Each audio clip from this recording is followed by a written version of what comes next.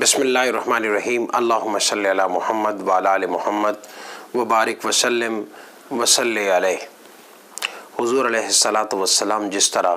روئے زمین کے ہر انسان کے لیے خوبصورت اور بہترین نمونہ عمل ہے، اسی طرح تاجروں کے لیے بھی ایک خوبصورت نمونہ عمل ہے کہ آپ کی اتباع کی جائے، آپ کی پیروی کی جائے، کاروبار میں، تجارت میں، محنت میں، مزدوری میں آپ علیہ السلام کے پاکیزہ اور خوبصورت طریقہ کار کو سامنے رکھ کر کے زندگی گزاری جائے تو یقین جانیے کہ ہمارے تاجر اپنی تجارتوں میں اور محنت کرنے والے اپنی محنت میں، مزدوری کرنے والے اپنے مزدوریوں میں دنیا اور آخرت دونوں کو لحاظ سے کامیاب اور کامران ہو سکتے ہیں۔ انہیں دیکھ کر کے ہزاروں نہیں لاکھوں کی زندگیاں بدل سکتی ہیں ان کے دین میں، اور ان کی زندگی میں اللہ تعالیٰ نور اور ایمان کی روشنی پیدا کر کے دوسروں کو بھی ان کی ذات کی طرف متوجہ کر کے ان کو دوسرے انسانوں کے لیے ہدایت کا سبب بنا دے گا۔ حضور علیہ السلام روئے زمین کے ہر انسان کی طرح تاجروں کے لیے اس طور پر ایک نمونہ ہے اور قابل تقلید نمونہ ہے کہ آپ کی لازماً اتباع کی جائے۔ اگر کوئی تاجر واقعتاً کامیاب تاجرانہ زندگی گزارنا چاہتا ہے کہ حضور علیہ السلام نے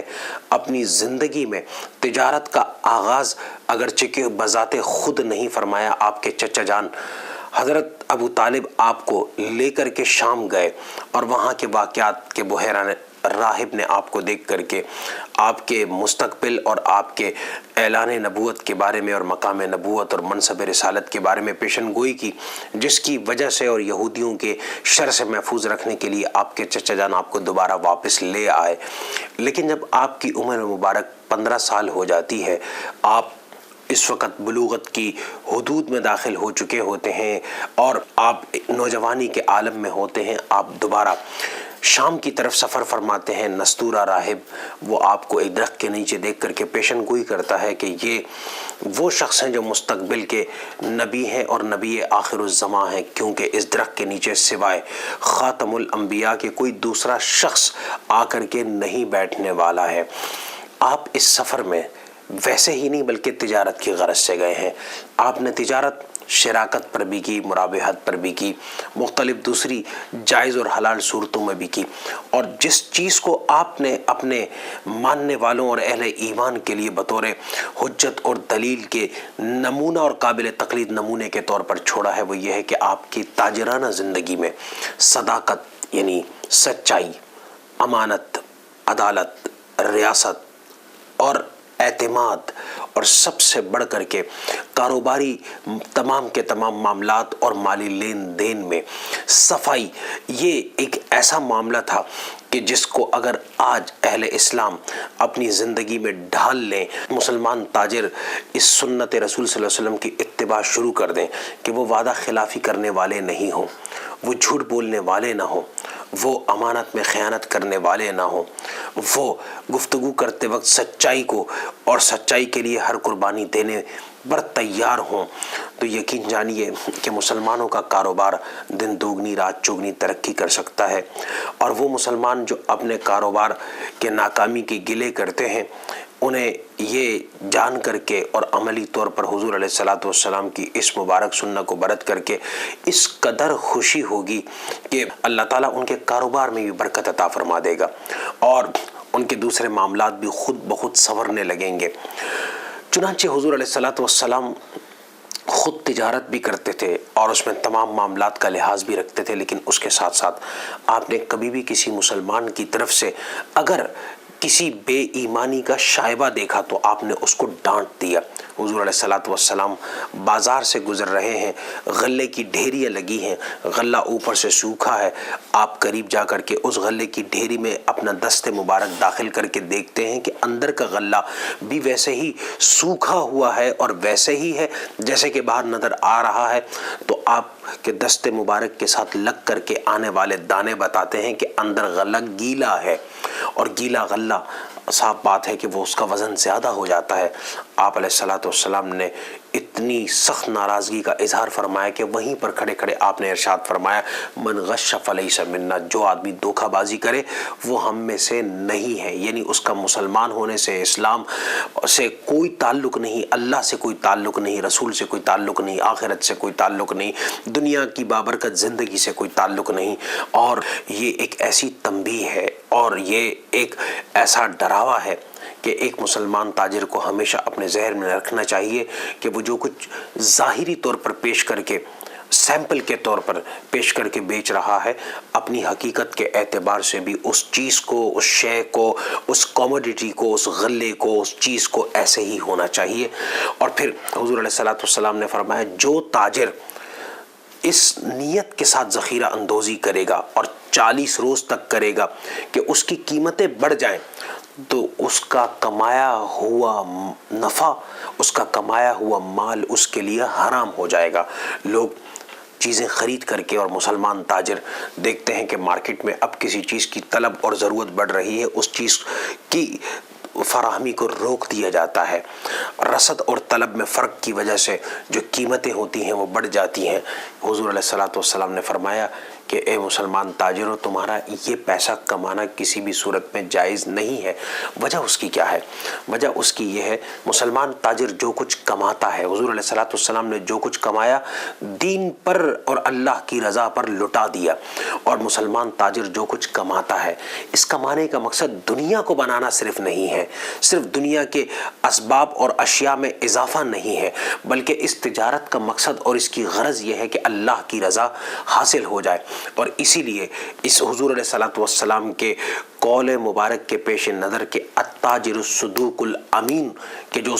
تاجر بھی ہو، سچا بھی ہو، امانت دار بھی ہو، حضور علیہ الصلوۃ والسلام نے فرمایا ایسے تاجر کا اللہ تعالیٰ قیامت کے دن معاملہ کن کے ساتھ فرمائے گا؟ انبیاء کے ساتھ، صدیقین کے ساتھ، شہداء کے ساتھ۔ ایک تاجر نبی کی بارگاہ میں کھڑا ہو، صدیق کے ساتھ اس کے سائے میں کھڑا ہو، اور شہداء کے ساتھ اس کی نعمتوں اور برکتوں میں کھڑا ہو، ایک مسلمان تاجر کو کیا اس سے بھی بڑھ کر کے کوئی نعمت درکار ہو سکتی ہے؟ کسی چیز کی وہ چاہت کر سکتا ہے؟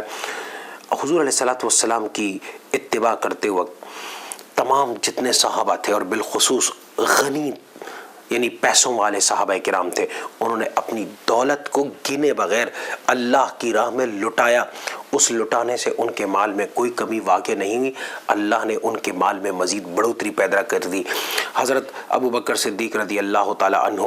مکۃ المکرمہ اور خاندان قریش کے سب سے امیر کبیر تاجر تھے۔ آپ نے پوری زندگی جو کچھ آیا حضور صلی اللہ علیہ وسلم کی رضا پر، اللہ کی رضا کے لیے نچھاور کر دیا۔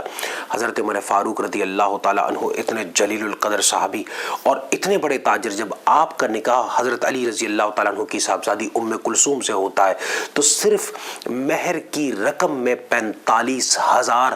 دینار کی رقم رکھی جاتی ہے، اور آپ بخوشی اپنے پلے سے، اپنے جیب سے وہ ادا کرتے ہیں، کیونکہ آپ تاجر تھے۔ حضرت عثمان غنی رضی اللہ تعالیٰ عنہ کو کون شخص نہیں جانتا؟ آپ نے شام سے ہزاروں اونٹوں پر مشتمل وہ قافلہ اونٹوں کا جو غلے سے لدا ہوا ہے، اللہ کی رضا کے واسطے ضرورت مند مسلمانوں میں، ان مسلمانوں میں جو اس وقت بھوک کا شکار تھے، قحط کا شکار تھے، بغیر کسی قیمت کے، عوض کے، بغیر کسی دنیاوی غرض کے، مقصد کے، طلب کے، ان پر لٹا دیا، یہاں تک کہ مدینہ طیبہ سے قحط آپ کی سخاوت کے نتیجے میں اللہ تعالیٰ نے ختم فرمائی۔ اس کے باوجود آپ کے مال و دولت میں کوئی کمی نہیں ہوئی۔ حضور علیہ الصلوۃ والسلام نے جب مدینہ طیبہ اور مسلمانوں کو پانی فراہم کرنے والے کو جنت کی بشارت دی، حضرت عثمان غنی رضی اللہ تعالی عنہ نے 35,000 دینار آگے اپنی جیب سے نکال کر کے اللہ کی راہ میں اس طور پر دیے کہ وہ کنواں یہودی مالک سے خرید کر کے اس کو مسلمانوں کے لیے وقف فرما دیا۔ آپ چاہتے تو ایک ایک بکٹ، ایک ایک ڈول اس کو قیمتاً فروخت فرماتے، لیکن آپ نے یہ نہیں کیا۔ آپ نے سخاوت کا مظاہرہ کیا۔ اللہ تعالیٰ سخی کو پسند کرتا ہے، بخیل کو پسند نہیں فرماتا، اور مالدار ہو اور سخی ہو تو یہ اللہ کی بارگاہ میں بہت پسندیدہ ہو جاتا ہے، اور مالدار ہو، پیسہ بھی ہو، لیکن اس میں سے وہ اللہ کی راہ میں صرف چند سکے دینے والا بن جائے، وہ گن گن کر کے دینے والا بن جائے، حساب کر کر کے دینے والا بن جائے، تو ایسا وقت اس پر یا اس کی اولاد پر آنے والا ہوتا ہے جس میں اللہ تعالیٰ بھی ان کی ضرورت کے وقت بغیر گنے ہوئے نہیں عطا فرماتا، بلکہ گن گن کر کے ان کو دیا جاتا ہے، اور وہ صرف اس طلب میں رہتے ہیں کہ انہیں کچھ ملے اور وہ اپنی ضرورت کو پورا کریں۔ حضرت زبیر رضی اللہ تعالی عنہ اتنے جلیل القدر صحابی ہیں، آپ نے اللہ کی راہ میں بے دریغ لٹایا، اور اس لٹانے کی برکت یہ تھی کہ جس وقت آپ کا انتقال ہوتا ہے 3 کروڑ اور 15 لاکھ درہم کی رقم آپ کے اکاؤنٹ میں موجود ہوتی ہے۔ حضرت عبد الرحمن بن عوف رضی اللہ تعالی عنہ جلیل القدر صحابی ہیں، آپ نے 40,000 دراہم اللہ کی راہ میں خرچ کر دیے، 500 گھوڑے، ایک گھوڑے کو آج کے دور میں آپ قیمتی کسی گاڑی کے ساتھ اگر تشبیہ دے دیں تو یہ کوئی بیجا بات نہیں ہوگی۔ 500 گھوڑے آپ نے اللہ کی راہ میں وقف فرمائے، 1000 آپ نے اونٹ اللہ کی راہ میں وقف فرمائے، اور اس کے ماں سوا جب کسی بات کا اللہ کے راہ میں دینے کے حوالے سے تقاضا کیا گیا، اعلان کیا گیا، آپ بڑھ چڑھ کر کے اللہ کی راہ میں دینے والے تھے، اور اللہ سبحانہ و تعالیٰ نے آپ پر اس دولت کے حوالے سے اتنا کرم فرمایا تھا کہ آپ مکہ المکرمہ سے مدینہ طیبہ خالی ہاتھ تشریف لائے تھے، آپ کے پاس کچھ نہیں تھا، لیکن وہاں آ کر کے آپ نے تجارت شروع کی، اور امانت داری، دیانتداری، صداقت، اخلاص اور انفاق فی سبیل اللہ، اللہ کی راہ میں اللہ کے دین کی عظمت کے لیے لٹانے کے جذبے سے آپ نے اس کاروبار کو شروع کیا اور لٹانا شروع کیا۔ اللہ نے آپ پر بھی نچھاور کرنا، لٹانا شروع کیا۔ اللہ سبحانہ و تعالیٰ نے آپ کے مال میں بے بہا برکتیں عطا فرمائیں۔ حضور علیہ الصلوۃ والسلام کی یہ سیرت طیبہ مسلمان امیر سے اس بات کا تقاضا کرتی ہے کہ وہ اللہ کے دیے ہوئے مال اور تجارت کو اسی طور پر استعمال کریں، اسی طور پر خرچ کریں، اسی طور پر برتیں جس طرح کہ آقا کریم علیہ الصلوۃ والسلام نے کیا۔ مسلمان کی زندگی یہ بھی عبادت ہے، اور مسلمان اگر آخرت کے لیے کوشش کرتا ہے یہ بھی عبادت ہے۔ اسی لیے دنیا کا کمانا حسن نیت کے ساتھ یہ بھی عبادت، اور آخرت کے لیے اللہ کے حضور